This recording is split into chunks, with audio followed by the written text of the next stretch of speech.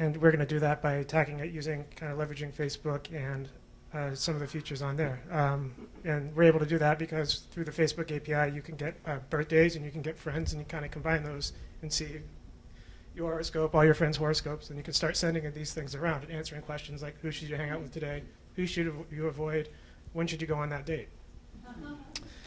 And so to that end, we've built a socially connected online astrology experience. And 5 minutes is tight, so I'm not going to demo it, but this is sort of what your page looks like when you land on. You've got your profile on the right, your friends on the left, and you can kind of explore and see how things are connected.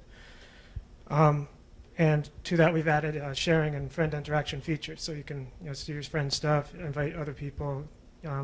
One of our social or viral loops is that Facebook doesn't, or not everyone shares their birthday on Facebook, so you can go in there and invite all your friends who haven't shared their birthday and kind of drag in 200 more people. Hopefully they drag in 200 more people, et cetera. So we've got a loop for growth.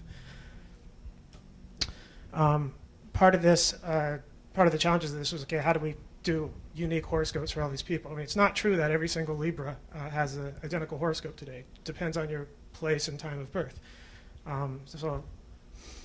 We've created an algorithm which creates, personalized horoscope generator based on active aspects. So it's not just your sun sign. It takes into account Jupiter, Mars, Pluto, some various meteors and stuff like that. We've created some prose generation algorithms that kind of tie them together. And this is my horoscope for today.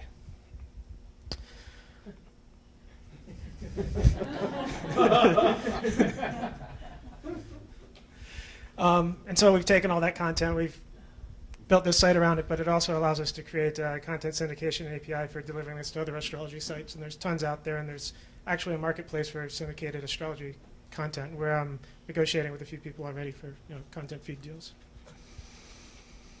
So where we are today, we did a soft launch mid-January. That was to friends and family. We did some user testing there, kind of played around with it today. Our hard launch is today, corresponding with this.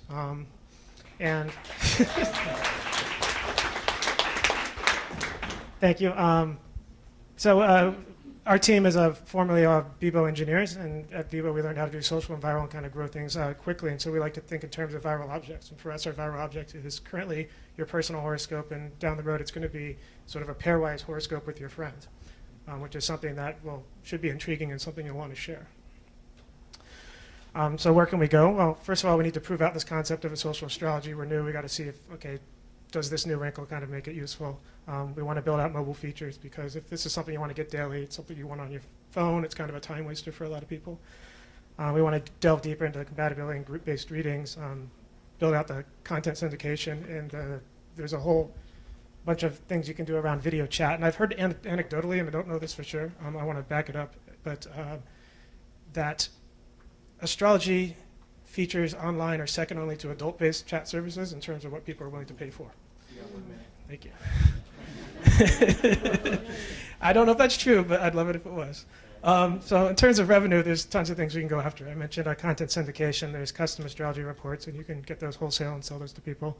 You can do gifts, real and virtual, because your friends are all interacting over sort of feelings with each other. Astrology is kind of about influence and telling you how you might feel today or how you're going to feel. And advertising is also based around that concept, so there may be some synergies there. And there's affiliate revenue, obviously. So what we need, we have a team of 4 engineers who've been working together we've been working together for about 10 years. We've been doing consulting for about 2, and that's where we put this idea together. Our burn rate's about $55K a month. We'd like 18 months of runway so we can sort of prove out the idea, allow for a pivot or 2. So we're looking to raise about $2 million. That would cover that time with a little bit of incidentals for a few extra things. That would permit us to focus on this project, get some new hires around design, UI, UX, which we need, business development, content authoring. So as I mentioned, we're former Bebo engineers. We've got the viral growth team, leader of the viral growth team at Bebo, Brian Woods, and former director of engineering there. So, thank you. Cool, excellent. Thank you so much. And congratulations on the launch. Thank you. So if we could have the panel come back up.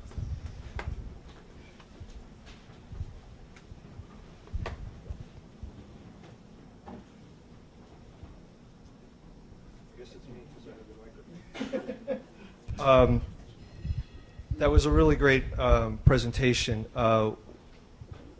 Things I really liked is you identified the total addressable market, like what's out there, you quantified or helped me quantify in my mind what the opportunity was from a business standpoint. And I presume that everybody who's presenting is doing this for a business opportunity. But at the end, it comes down to how big is the market, how can you monetize that market, how do you make it successful. That's what a prospective investor is really looking for. The status of the company was excellent where you are now. And where you can go is sort of like a to-do list, the product, the revenue, and what you need. You got right down to it. This is where we are. We're burning this much cash, and this is what we're looking for. That's the financial side of it. Is it a proof of concept? Very important. I think a lot of people who start companies fail to recognize that you need to prove that the concept works. That sounds very straightforward, maybe simple, but it's often overlooked. That can mean if you're building a widget, does the widget work? If the widget doesn't work, you got to start all over again. So very important proof of concept. And then possible revenue opportunities are really critical too. But I find it interesting because I had a college professor who let us skip tests on days in which one person in the class, I hope I get the name right, had a triple biorhythm day, which was the worst possible day for you to do anything. You basically didn't want to go out of bed, but if one person, and we all ran our biorhythms in the class, so if one person stood up and said, you know, Professor Hohen, I can't do it today because my triple biorhythm day, he'd say, okay, we'll do it next session. So there is some truth to it. It's sort of interesting how many people are closet astrologers and numerologists, et cetera. I've been startled to learn that. Ian, I also like that you made a specific pitch for a dollar amount and a very impressive team. You know, your track record at Bibo was good. I'm a little bit more skeptical about the market need itself in that, you know, in certain cultures like in India or Japan, people do everything by that. Here a figure like 49%, I don't know what it really tells you.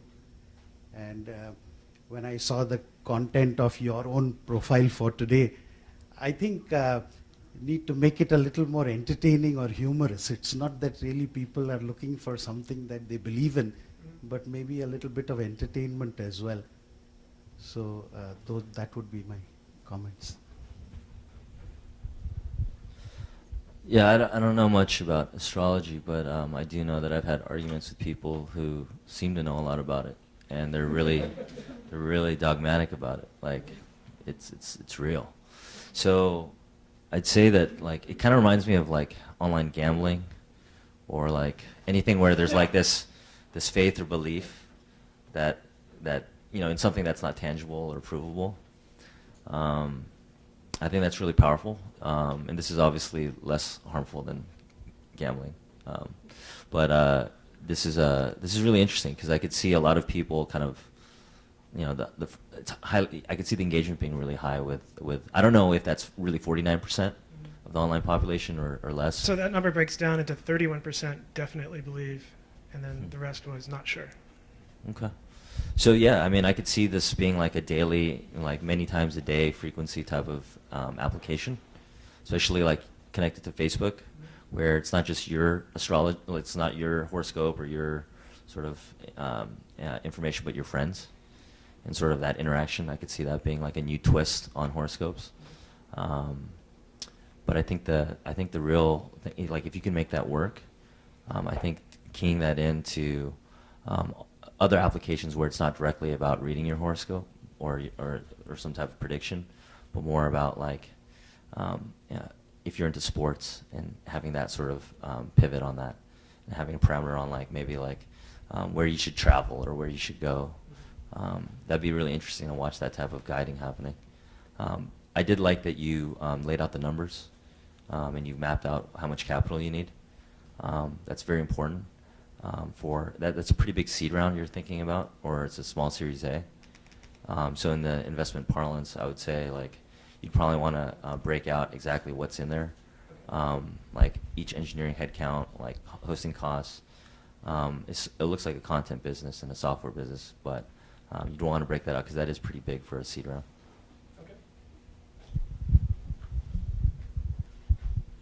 I just had two quick questions. both of which are around kind of addressable market. As kind of everyone kind of mentioned, I don't personally, I really enjoy horoscopes. I look at them all the time when they get in front of me. I don't put any credit in them until it comes true, which I think adds a certain aspect. I actually got engaged yesterday, and Congratulations. thank you. Thank you. But you know, everyone told my girlfriend for months, like, oh, I think it's going to happen today. Well, someone had again said that yesterday, and it actually happened yesterday, and she was completely freaked out. But the fact that 500 other people had said it didn't matter. Right. So I think that that's an important aspect. My two concerns are around, you know, the addressable market and the actual demographics. As he mentioned earlier, the professor did, you know, one, what languages are you starting off with? Because English may not be the best place to start, especially with something like that. Two, is that addressable market growing or shrinking? Because I don't know, but I don't know. I have a 19-year-old younger sister, and if she looked at her horoscope at all, I would be completely surprised. So, especially since you're adopting into a Facebook platform, not that those older or you know mid-age range aren't using Facebook. It's about how do you get a younger demographic to start using to create a future for you. So you know the horoscope business doesn't die off. Not that that would happen, but you know, how do you address and get new users in at a younger demographic as well? Cool, excellent. Thank you so much. And why don't we go ahead and have you guys sit back down and get our next entrepreneur up here.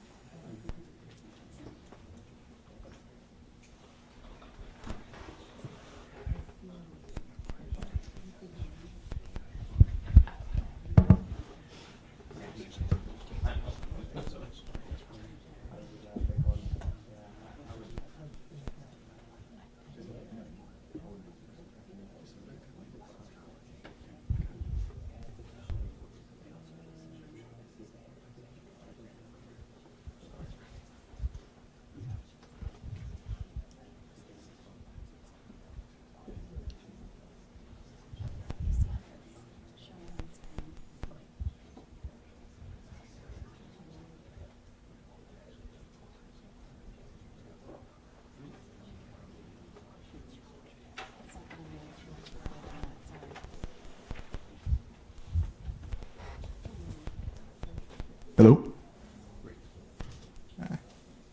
Alrighty. So again, I'll give you the 1 minute signal. Great. My name is Pearl Popov, and I'm the co-founder and CEO of Visalis. We're doing core gaming on demand. Quick show of hands, who here has played video games? All right. See, video games are fun. Everybody plays them. So how have we gotten our video games, or thank you.